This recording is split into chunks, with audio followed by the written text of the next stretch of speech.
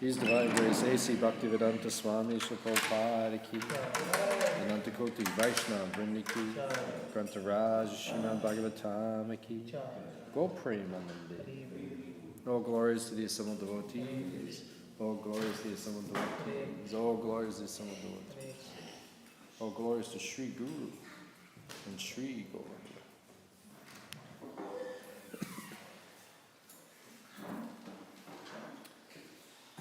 Narayanam namaskritya naram cheva narottamam devim saraswatim vyasam tato jayam udirayat. Om namo bhagavate vasudevaya. Om namo bhagavate vasudevaya. Om namo bhagavate vasudevaya. Om namo bhagavate vasudevaya. Om namo bhagavate vasudevaya. Om namo bhagavate vasudevaya. Reading from Srimad Bhagavatam, canto 3, chapter 30, chapter entitled The Description of Adverse Fruitive Activities, text number 21. Tayor nibinna hridayas. Tayor nibinna hridayas. Tarjanayar jata vepatu. Tarjanayar jata vepatu. Patishwabir bhakshyamana. Patishwabir bhakshyamana. Atogam swam manusmaran. Atogam swam manusmaran. Tayor nibinna hridayas. Tayor nibinna hridayas. Tarjanayar jata vepatu. Tarjanayar jata vepatu. Patishwabir bhakshyamana. Patishwabir bhakshyamana. Atogam swam manusmaran. Atogam swam manusmaran. Tayor nirbina hridayas. Tayor nirbina hridayas. Tarjanayar jata vepatu. Tarjanayar jata vepatu. Patishwabir bhakshyamana. Patishwabir bhakshyamana. Atogam swam manusmaran. Atogam swam manusmaran. Tayor nirbina hridayas. Tayor nirbina hridayas. Tarjanayar jata vepatu. Tarjanayar jata vepatu. Patishwabir bhakshyamana. Patishwabir bhakshyamana. Atogam swam manusmaran. Atogam swam manusmaran.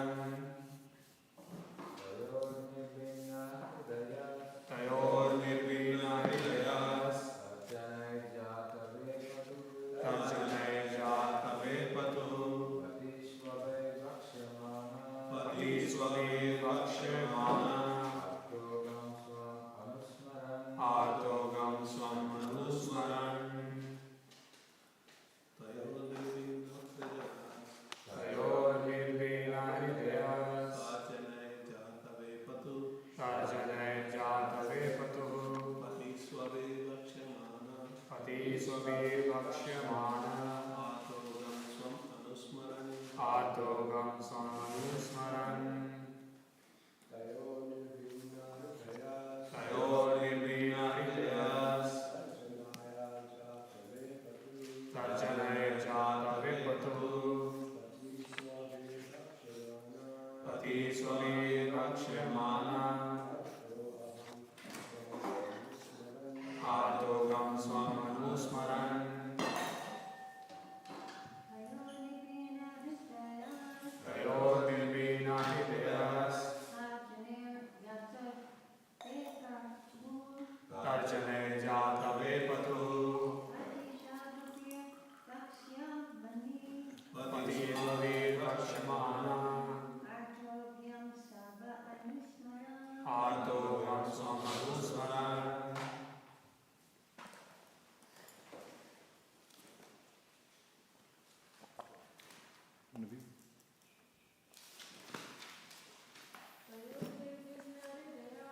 Tayo Nirvina Hridayas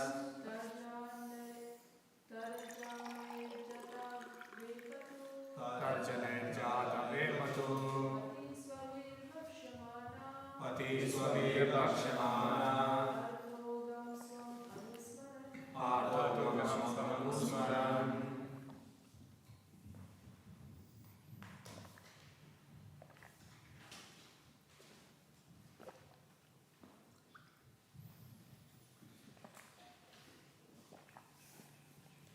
Tayo Tayo of the Yamadutas. of the Yamadutas, Nirvina Nirvina, broken. broken.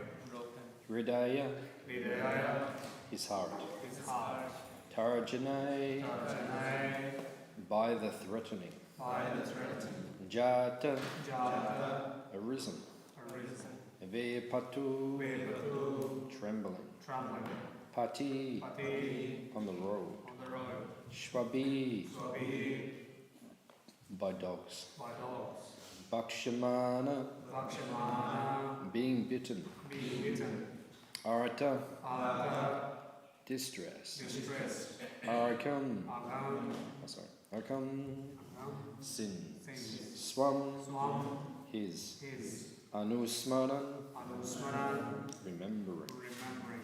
Translation and purport by His Divine Grace, A.C. Bhaktivedanta Swami Srila Prabhupada. While carried by the constables of Yamaraj, he is overwhelmed and trembles in their hands. While passing on this road, he is bitten by dogs, and he can remember the sinful activities of his life. He is thus terribly distressed. Translation responsibly. While carried by the constables of Yamaraj, By carried by the constables of Yamaraj, he is overwhelmed and trembles in their hands. he is overwhelmed and trembles in their hands. While passing on the road, he is bitten by dogs, While passing on the road, he is bitten by dogs, and he can remember the sinful activities of his life. and he can remember the sinful activities of his life. He is thus terribly distressed. He is thus terribly distressed.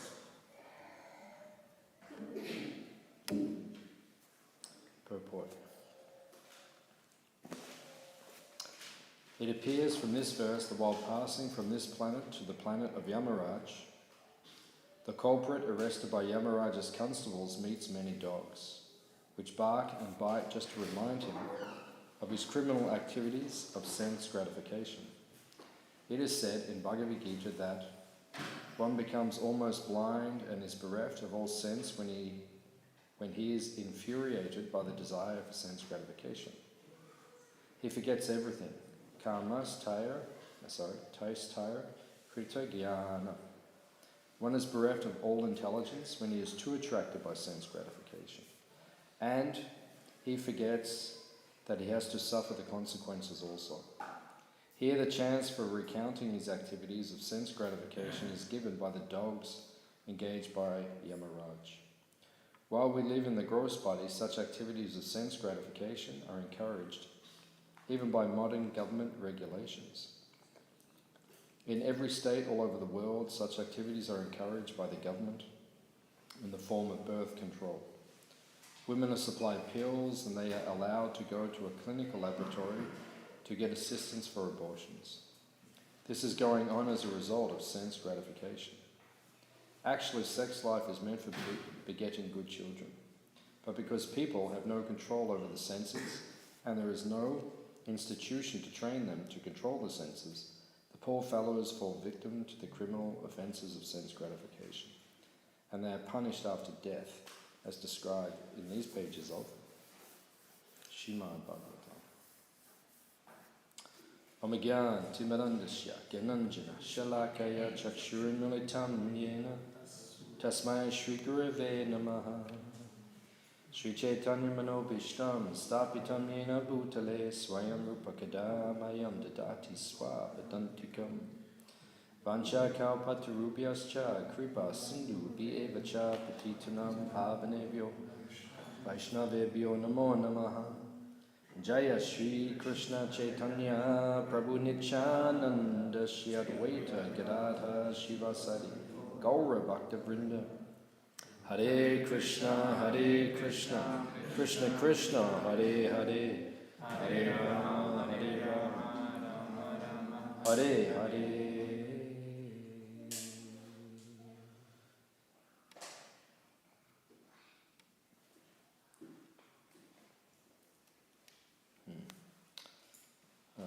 So this chapter is a rather vivid description of what it is like in the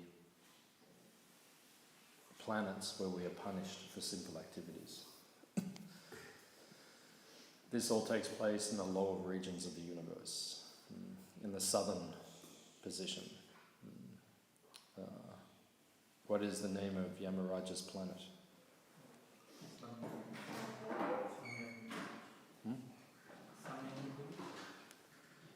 Okay.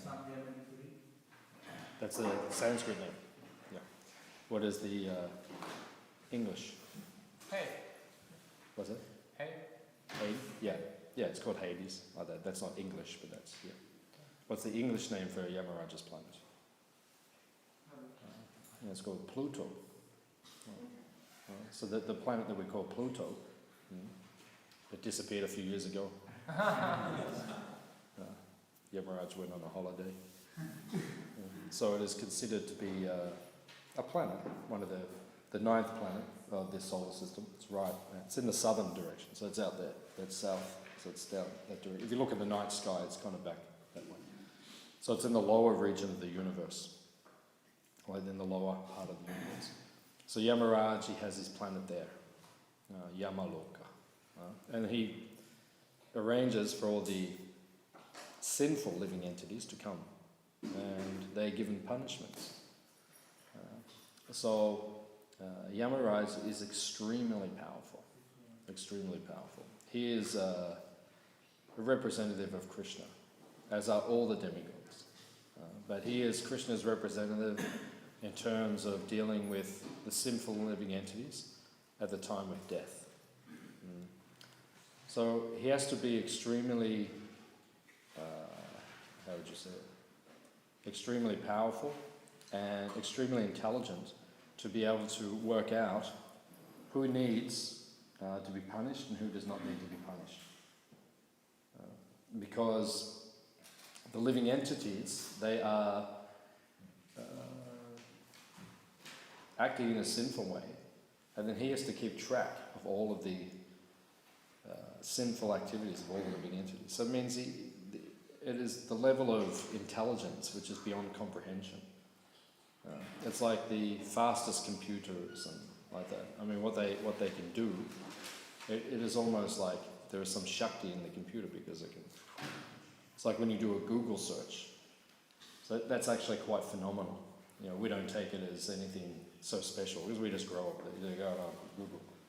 You know, you get on your phone and you go do, and you say, oh, the internet's slow. You know, if it's not happening within one moment that your search comes up, you think, oh, it's slow. But I mean, if you think about what actually takes place, you've got knowledge coming from every inch of the earth, on a world wide web. Everything is, and then within a moment you can have all that information there. I mean, that's incredibly intelligent. So Yamaraj's system is multiple times more complicated and more intrinsic and more powerful than that, multiple times. He is that every living entity in the universe, he has to keep track of all the karma simultaneously and just bring that. So when the living entity arrives, it's say which one has to come, you have to bring, which punishment he needs to get. Extremely powerful. So these are representatives of Krishna. Krishna himself gives this Shakti, Krishna Shakti Vina. He puts the Shakti into the living entity so that they can perform these tasks. So extremely powerful. So that is Yamaraj's position. Right? He is not like an ordinary living entity. Actually, if you look in the Ramayana, it was Lord Ram's appearance day not long ago. So actually there was one time when Ravana was fighting with Yamaraj. And this is before Lord Ram met Ravana. But Yamaraj and Ravan had a battle, because Ravan was going all around the place, beating this one and beating that one. Indrajit. Who did he defeat? Indrajit. Indrajit was his Ravan's son. He became known as Indrajit. He defeated Indra, even his son. Actually, Ramayana tells, or there are stories that tell, Indra could have beaten Ravan's son, could have killed him. But then one voice came from the sky, said, no, leave him. And we'll take care of him later. Right? So the same thing happened. Ravana was fighting with Yamaraj. And then it got to the point where Yamaraj was sent the Yamadutas, and he'd smashed Ravan's chariot and his weapons, and the Yamadutas they were climbing up onto the chariot, right, ready to grab Ravan. And Yamaraj had him, and he was going to throw his staff at him, and he was going to destroy him. And then one voice said, no, leave him. Someone else will take care of him. Just leave him. Like that. So that's how powerful Yamaraj is. Yamaraj could even defeat Ravan. So it shows he is super powerful, extraordinary living entity.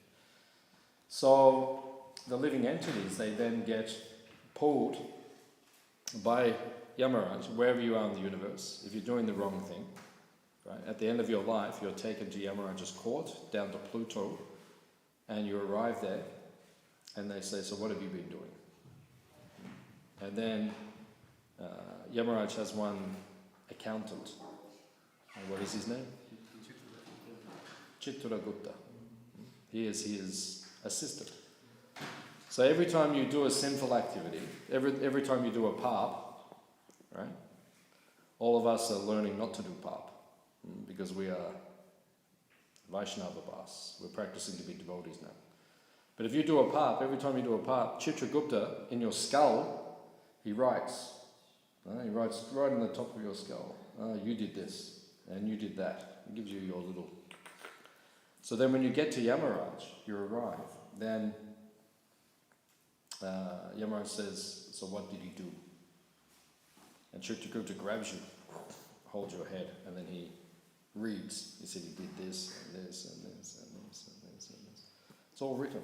Every time you do something pap, some simple activity, it's all recorded. So Yamaraj, then Yamaraj hears it all, and once he's heard it all, then he says, okay. And they said, what should we do with him? And he said, you send him to that subterranean hellish planet. You send him to that one. You send him there, 1 million years there, or 1 million years later, and be tortured like that. So it is a very frightening situation. Yamaraj is actually a Devata. He's very beautiful. The Devatas are very beautiful. So he's very beautiful form, golden, beautiful form. But when you meet him in his court, if you've been sinful, he puts on a vesh, he puts on a mask, and he looks like a monster or very terrifying. Puts on like a mask, and he looks at you with fiery eyes and big teeth and everything. He doesn't actually look like that. It's just for his job. And then he puts on that, comes out, and then he scares everyone. And then you're taken by the Yamadutas. They drag you in. The Yamaraj is sitting there. And he says, "So what has he done?" And there's fire everywhere, and it scares you like anything. That's why many of us are afraid of the dark. Remember when you were a kid? Were you scared of the dark when you were a kid? Yeah. Maybe. Had to go outside to the toilet. Yeah. And we're very, very frightened. Yeah. Now we're adults, you know, more or less scared. Maybe not as scared, but when you're a kid, sometimes. So that's all coming. It's like my uncle's house when I was growing up. Sometimes we go underneath his house like to play. He had like a cave. Not a cave, but you know, under the house. Felt like a cave when you're a kid. But he would say to us, don't go under there, the boogeymen live there. So we would go under and we'd think, oh, some guys are going to jump out and grab us and like that. Because that's in our subtle body. Because in our previous experience, then we've been to Yamaloka. Right? And the Yamadutas have grabbed us and pulled us to Yamaraj. So it is very frightening. Right? And it says here in the verse that the dogs are barking, all these things are taking place. And then Yamaraj will send you, you go there, and it's very, very frightening experience. So what is the point of all of this? What is the point? The point is that sometimes there has to be punitive measures. It means we have to be punished. Right? Punishment is a form of reformation. Right? What's the best form of reformation? Right? Best way to reform yourself is hearing. Right? You just say, someone says to you, don't do it. Right? Give up meat eating, illicit sex, intoxication, gambling. You just say, okay, no problem. You just heard it, and that's it. You go on. That's why with children, it says, Chanakya says, up until the age of 5, you're very affectionate. How old are they? 6. Oh, okay. So up until 5, you're very affectionate. But then Chanakya says between 5 and 15, you're very strict.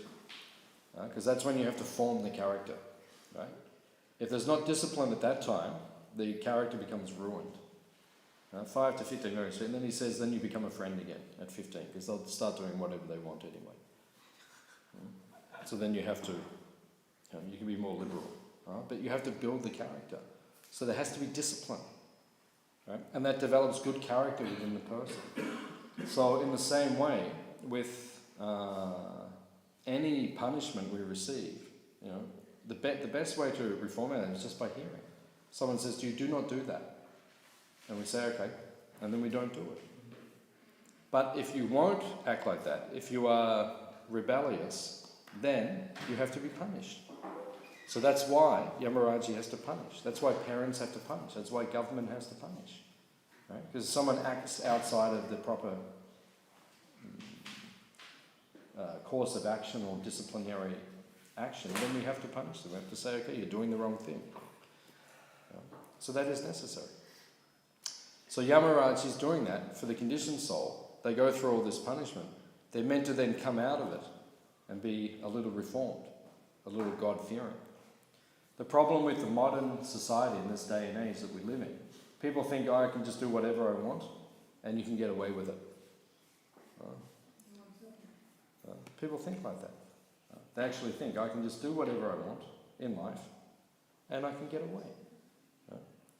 Right? And people live their whole lives. They're organised. Some people, their profession is being a criminal. Like I was in Adelaide many years ago, I was distributing books. I met one man. So I said, there's a book about yoga, meditation, karma, reincarnation, like that. And then I said, what do you do for a living? And he said, I pinch things. And he just kind of smiled at me and said, I pinch things. I mean, I'm a professional thief. Right? That's what I do for a living. He goes off and he like that. So some people are like that. So they need reformation.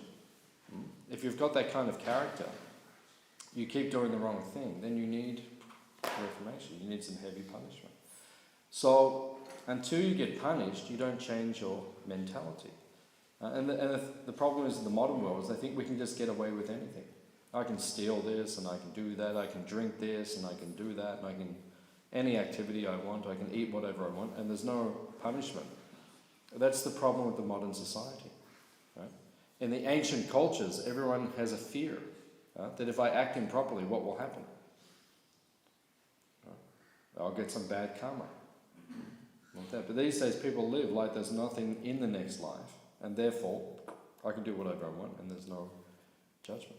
So, obviously for us that is not true. We understand. Devotees are fearful. We have to be fearful because we don't want to step outside. We understand if I have illicit sex or take intoxication or gamble or eat meat, I will be punished. So devotees are very strict, right? We check the ingredients on everything, right? Even if it's got a little bit of egg in it, oh, we won't touch it, right?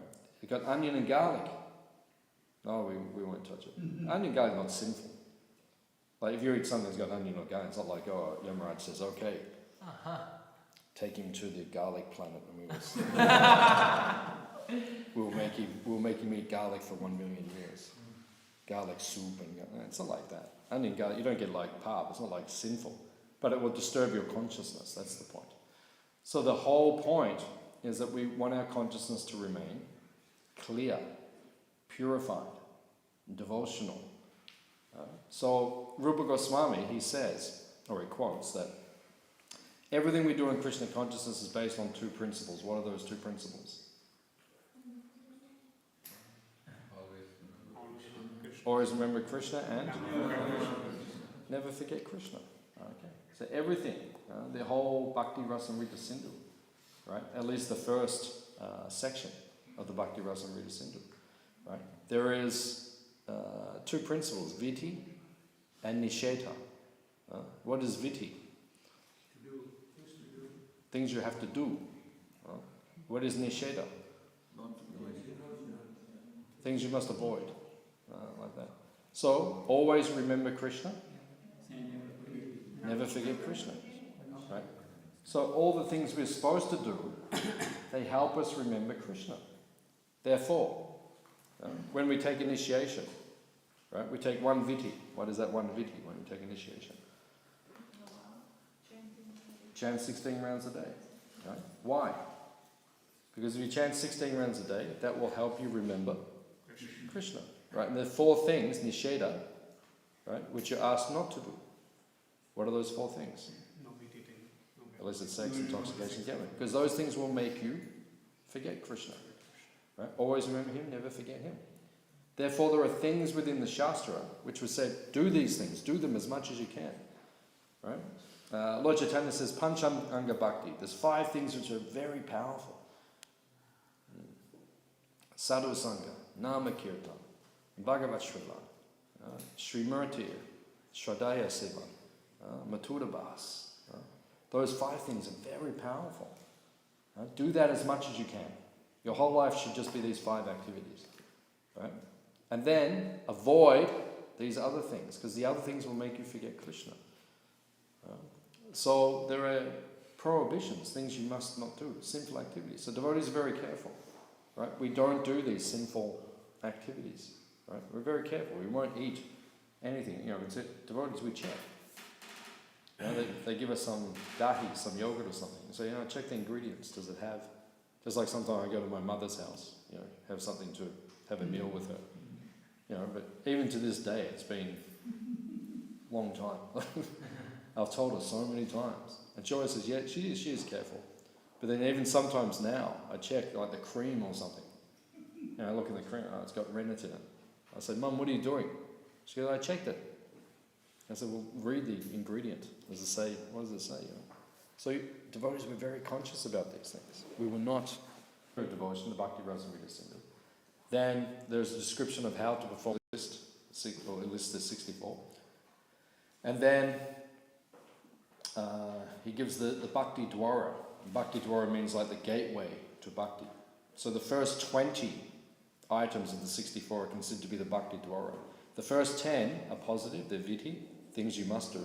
And the second 10 are things you must avoid. And when he gets to, I think it's the 17th or 18th or so. And then, chapter 8 is a list of, and then he expands that particular anga.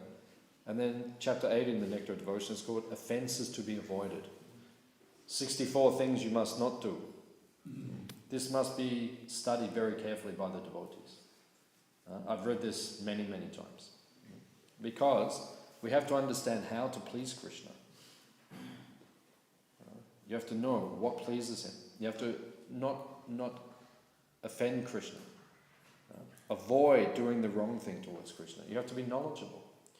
If we're not knowledgeable of our activities of what to do, we may have the right intent. We may be favourable towards Krishna, but not pleasing to him, because we're not doing the right thing. Just like the famous example I've given many times.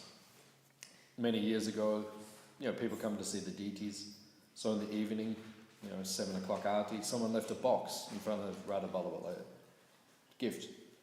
So Pujari, after the aarti, he grabbed the box, took it into the paraphernalia room, see what has been offered to the deity. So they open up the box, a box of cigars. Okay. So anyone who knows Krishna, so in the West, right, someone has a baby or something, you give them a box of cigars. Oh, congratulations. So it's considered a good gift, right? But when you're dealing with Krishna, that's not a good gift. That's describes in the Shastra, Krishna takes part. Okay, so that's okay. Right, you get some, Prabhupada was in, I think it was in Gujarat, I think it was in Surat. And Prabhupada was on a morning walk, so he's walking. And then Prabhupada looked into the field. And Prabhupada said, what is that they are growing? And they said, Prabhupada, that is tobacco. Prabhupada said, why are they growing tobacco? They said, Prabhupada, because they grow tobacco, they make it, harvest tobacco, and then they send it away thousands of kilometers. And then they make cigarettes. And the people who make cigarettes send money back to the people, the farmers who grow the tobacco.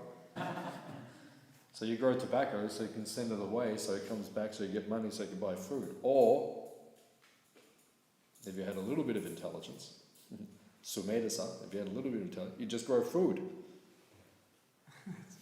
What's the point? You send tobacco so you get food. Just grow food and then it's all done. Right? And then you didn't have to do anything inappropriate in between. But the way the modern world is, people do all these kind of things. They don't understand. They don't have knowledge. So what is the point of this Krishna consciousness movement? The whole point of this Krishna consciousness movement is to give. Hands up if you want to go and see Yamaraj. Yeah, I'd like to see him. Not in that form where he puts the face on, but in the other form where he's doing kirtan. I'd like to go and have his association and serve him. But we don't want to go and see Yamaraj. We don't want to get punished. And the only reason people are being punished is because of pap. And pap is because of a lack of knowledge. People don't understand. In the modern culture, people don't, they just do everything, they break all the regulated principles every day, and they think that's just normal.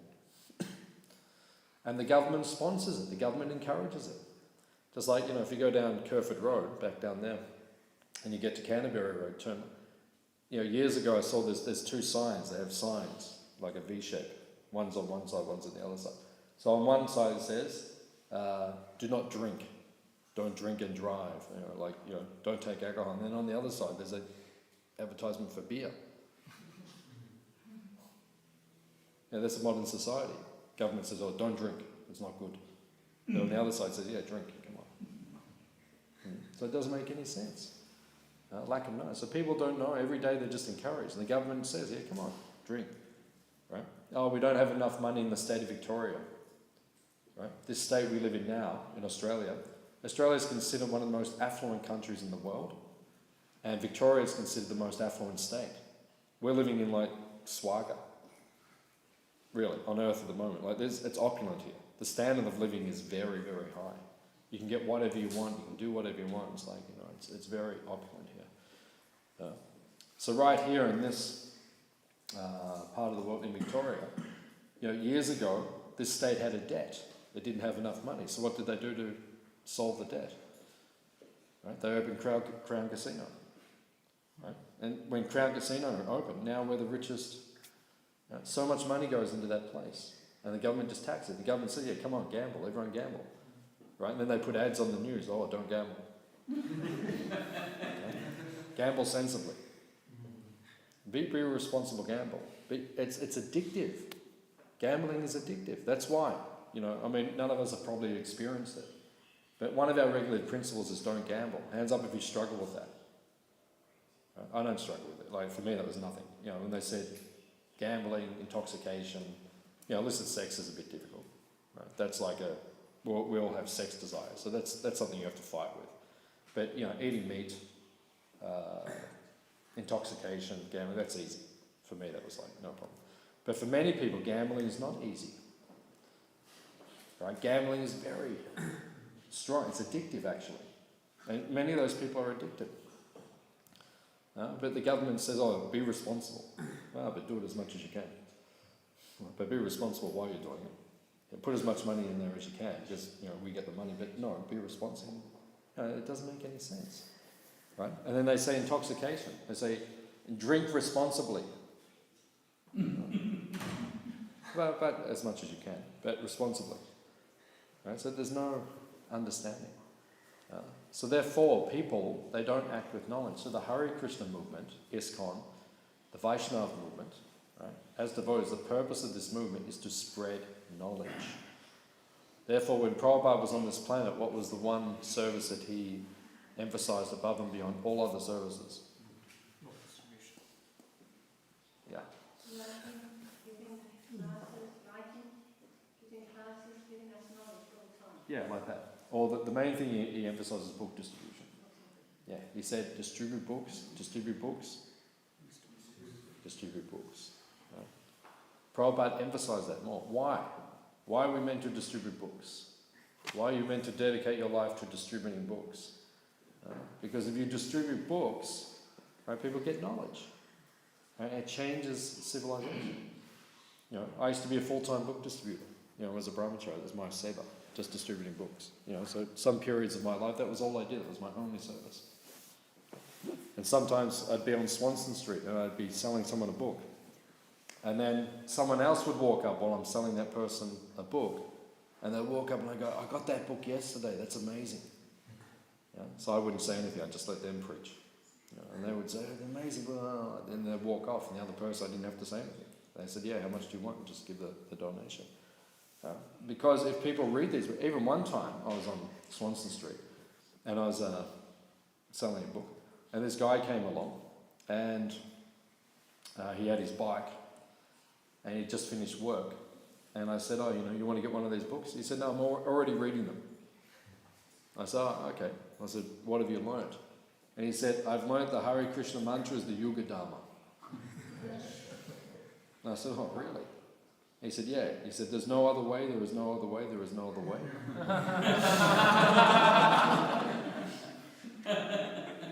I said, really? I never saw him again.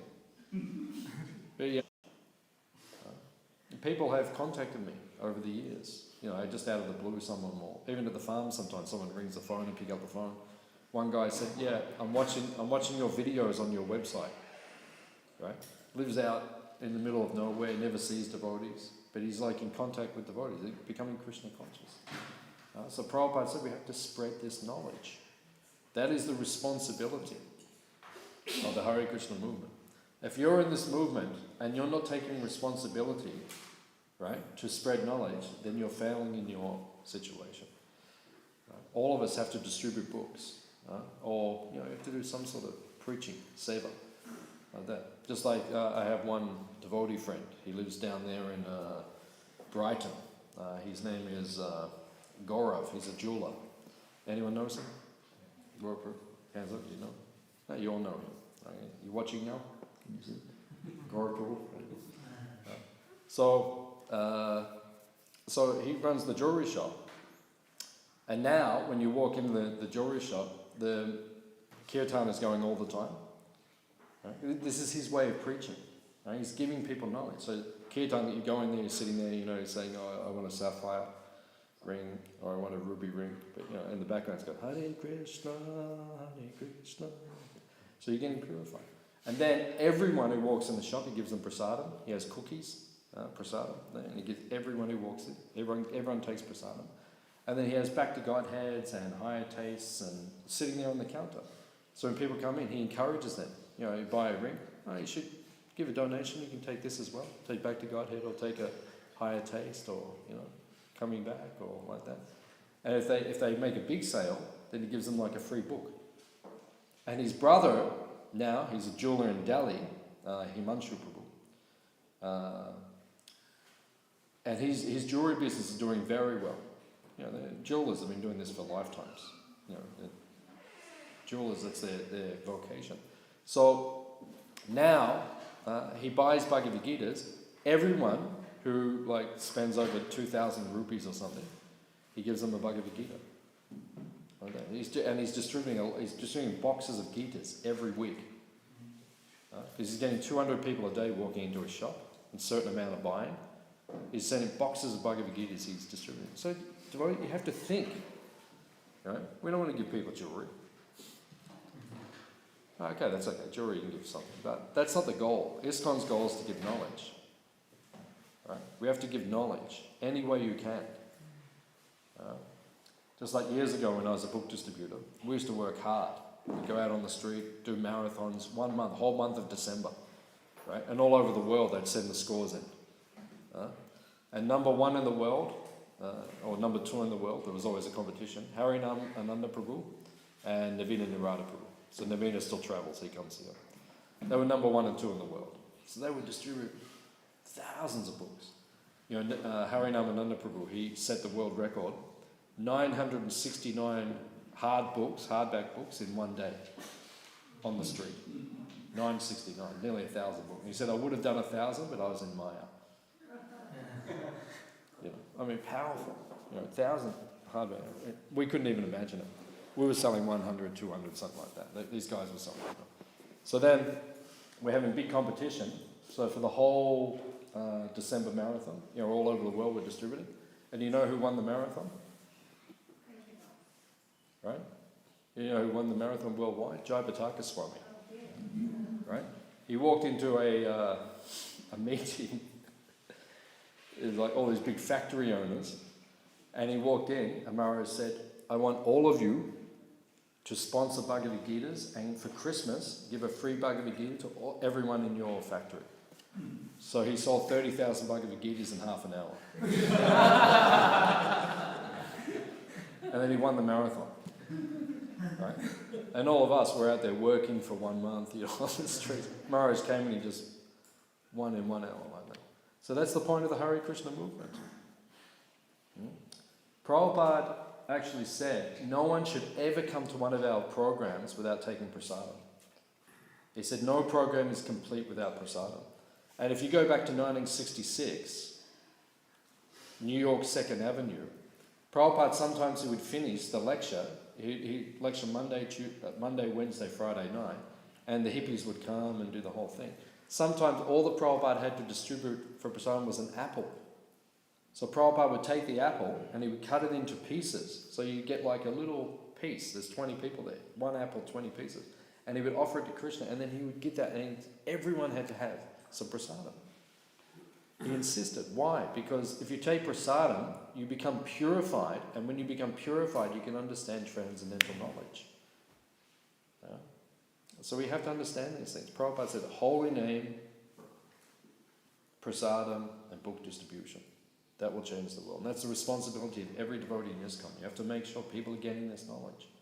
They're getting the holy name, which purifies them. They're getting prasadam, which purifies them. Why? So then we can give them transcendental knowledge. Even in Hare Krishna Valley, right, we're just some little outpost out the back of, you know, Geelong, Bamborough. Right? No one, where's Bamborough? You know how many people live in Bamborough? Population? It's probably like 40 people or something. It's out in the back of nowhere, Bamborough. You know, there's me, there's Di, Countrywide Cottages, there's Tracy down the road, Bamborough guys. Yeah, there's probably about 40 of us or something. Now, you know what Bamborough means? In Aboriginal, Bamborough means mushroom. We live in mushroom. Right? When the British first got here, you know what they actually called that place? Where Hare Krishna Valley? They called it retreat. That's actually what they called it, retreat, because they thought that was a nice place to go for a retreat. So then we brought 200 acres and we started retreat centre. It says on our front side, retreat centre, like that. So now it's called Bamborough mushroom.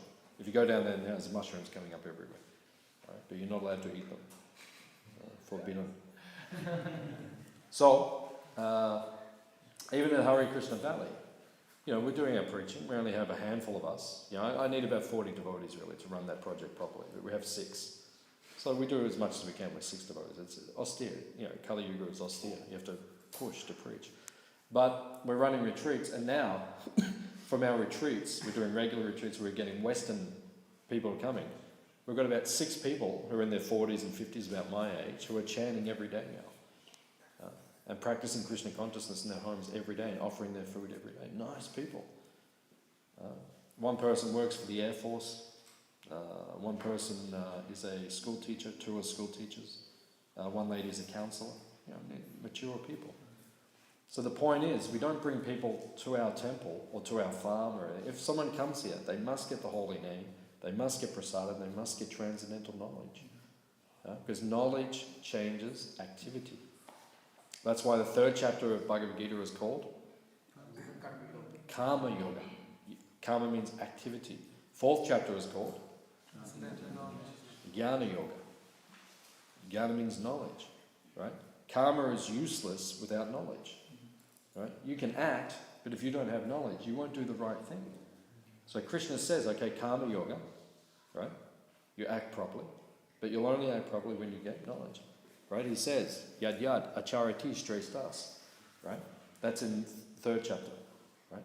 Act, follow my example. But then 4th chapter, he said, Tadvidi Pranipatena. But you must have a guru, because the guru will teach you how to act properly. So that is transcendental knowledge. So that's the whole purpose of ISKCON. Right? So this whole chapter is meant to scare you. Have you read this chapter? Some heavy stuff in this chapter. Right? It's pretty heavy, Going to see Yamaraj is frightening. It's meant to scare you. Just like the kids who have to, hey, arf. Well, sometimes you have to be heavy with the kids. My daughter, sometimes she says things, I have to go, hey, like that, she goes, like that. Because you have to scare someone, right, in order to discipline, to change their activity so they'll act in the right way. So this chapter is meant to scare us. We don't want to act, otherwise we'll go and see Yamaraj. But if you have knowledge, you'll never see Yamaraj. Transcendental knowledge, divya jnana, hriday, prakashito, purifies your heart, and then you act properly. So that's the whole point of the Bhagavatam, to give us spiritual knowledge. So we'll stop here, we'll see if there's any questions or comments, what we discussed. Yes, madam? Okay. Everyone knows who this is? This is Sarabi Mataji. She's a disciple of Srila Prabhupada. And she preached for many years. There's one town at the top of Australia, it's called Darwin. For how long were you there? 15 years. She was the only Hare Krishna in Darwin. And every week there's a market, like big market, famous, thousands of people come. And she distributed prasadam there at that market for 15 years by herself and purified many people in Darwin. Mainly books. And books. Books and paraphernalia at the markets, 4 markets a week for 6 months of the year. Yep. And 2 markets for 6 months of the year. And the prashadam distribution, I started the prashadam distribution because when the people would come up in the 6 months, I say, have you got a Hare Krishna cafe here? And I said, no, of course. And they said, please will you start one? So I attempted it 3 times. The last time was successful because we got into a location that was right in the city. The other 2 locations are very hidden, Yeah. So she's up there, Darwin. Go and live in Darwin. Right? It's out in the middle of nowhere. Right? She lived there 15 years by herself and distributing books and distributing prasadam too. That's what the Hare Krishna movement is about. So whatever she says, everyone listen very carefully. She's our guru. When I was there, people used to get books of me, and people would come down to other parts of Australia, and they go, oh no, we don't need a book, we got one from that lady in Darwin, they'd say. And the devotee said, in this town, they read them. And some devotees came from there, they didn't actually stay there, because one time Janananda Maharaj said, if you can preach in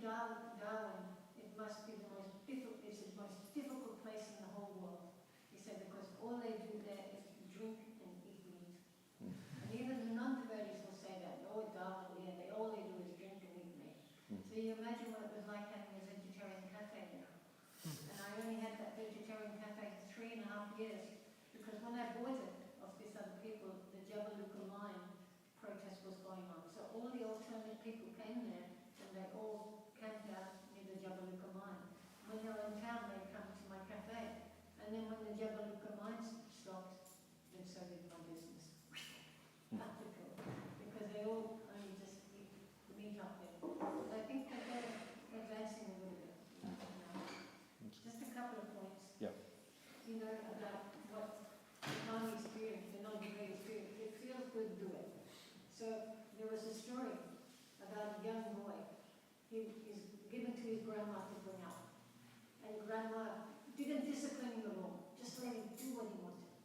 So then he became a very naughty boy, naughty man, and he did all kinds of things, you know, stealing, robbing, and all that.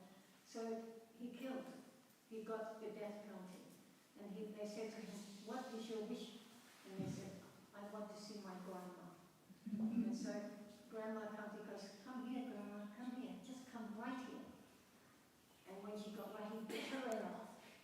He said, "That's because you never disciplined me. And I'm here in this situation because of you." You know, see how important? But the whole world is like that. You know?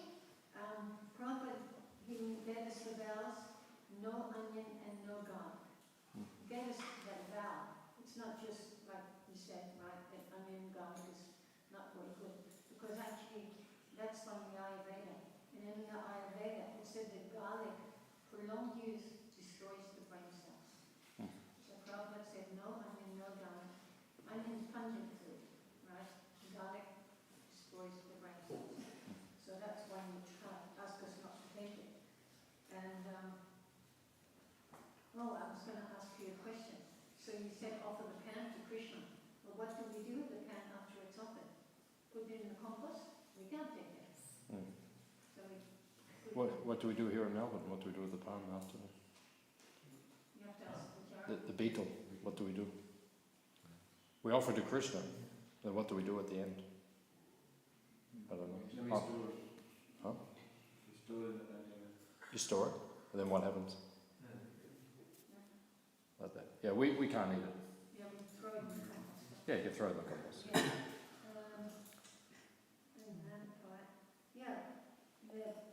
The Victoria was in debt, so they got the gathering house, and they encouraged people to go to the gathering house, and then they set up institutions to help people to overcome the gambling, the reason why they like the gambling, cigarettes, gambling, the meat-eating industry, all these things, they get revenue from it. So on one side they're telling us not to do it, but on the other side they're going, just encourage them. The drugs, right? All the drugs that come into the country, you don't even know how much comes into this country, because half of it gets scraped under the table. And the police is so corrupt, they suck. So we're living in a society who's saying they're for us, but they're totally against us. So this is what non-devoted. When someone's not God conscious, they are not trustworthy.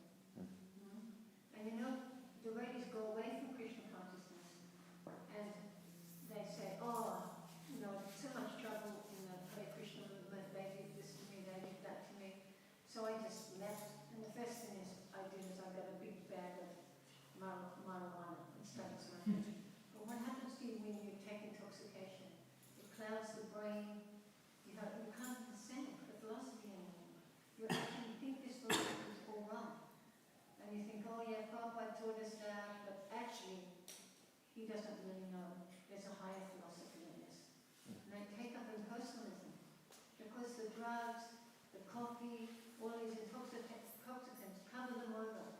And then they can't even understand philosophy anymore. And that's Krishna's trick too as well. So be very careful. Prabhupada said, don't be surprised who comes, don't be surprised who goes, but be very surprised who stays. Because it's not easy. So it's like, Krishna consciousness is like a razor's edge, right? You step one little part of the way to the side, you fall off. You see, so we have to be diligent all the time, like Prabhupada was saying, these principles, and then active devotion. I don't need to go more. But great spiritual advancement, actually I've experienced it. I'll tell you a story about Darwin.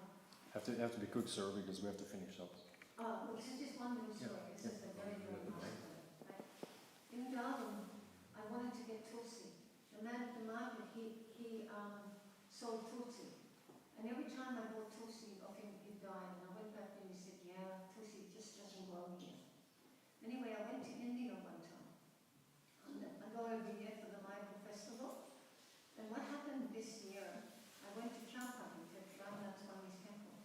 And the devotees just looked after me so well. Oh my God, it was just unbelievable, like I never got treated in my whole life like that. And I thought, oh gee, these devotees, Vaishnava Seva, this is just so wonderful, you know. So I went to the Mayapur festival, I had my gallbladder out, so I was complaining. And I went to the yoga pit, right?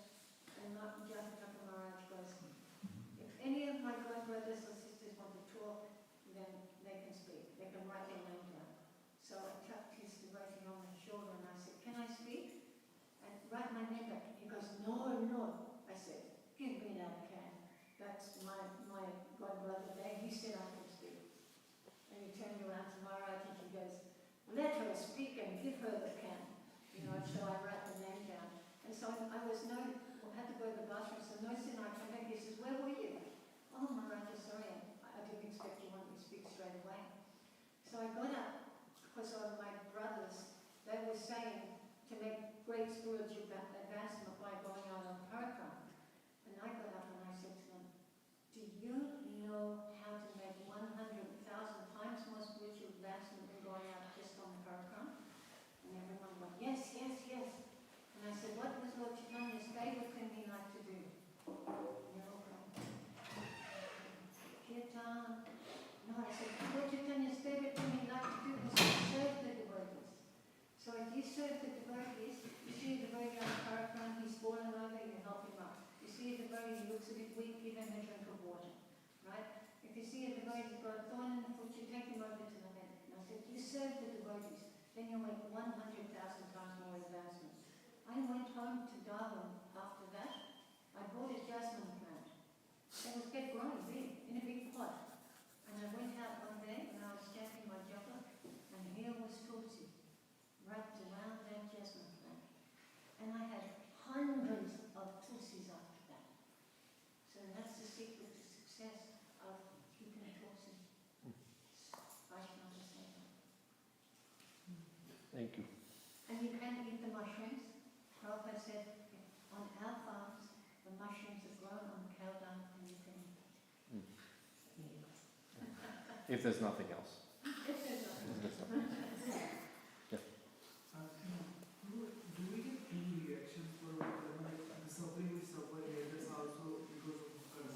When we go sinful activity with Yamana, we get reaction there too. So how do we get to reaction for our karma? Yeah, well that's the way path works, karma works. So you do something sinful in this life, you'll get suffering.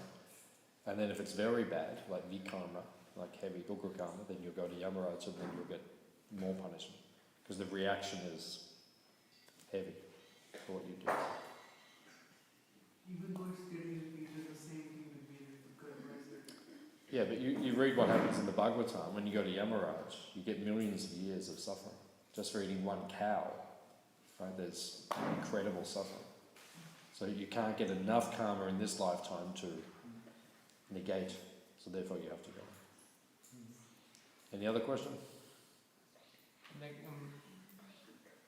what is the use of Yamaraj punishment? Because the people who come back, they anyways, they forget the whole punishment, and again they engage in sinful activities. So, why is it? It must have some effect on the consciousness, otherwise they wouldn't do it. The Lord would not punish, Yamaraj would not punish, it's not going to have effect. But if you look in the 6th canto of the Bhagavatam, there's the pastime of Ajamya, right? And it's described there specifically that atonement does not destroy sin completely. So even like you do something bad, and then you go and do some good, pious activity, right, to destroy that part, but then the desire to sin is not gone. The desire to sin only gets destroyed when you perform devotional service. Only devotional service destroys the desire to sin. That's not removed any other way. No? So, just by pap and punya, that's not going to destroy it. But Yamaraj has to do something to at least keep us on the path. But it's only when you do devotional service. Ajamila, at the end of the Ajamila pastime, did he take another birth? Yeah. Yeah. He wasn't perfect.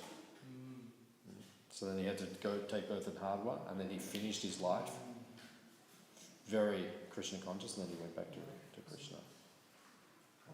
Is that okay? Any other question? Okay. Srila Prabhupada ki. Jai.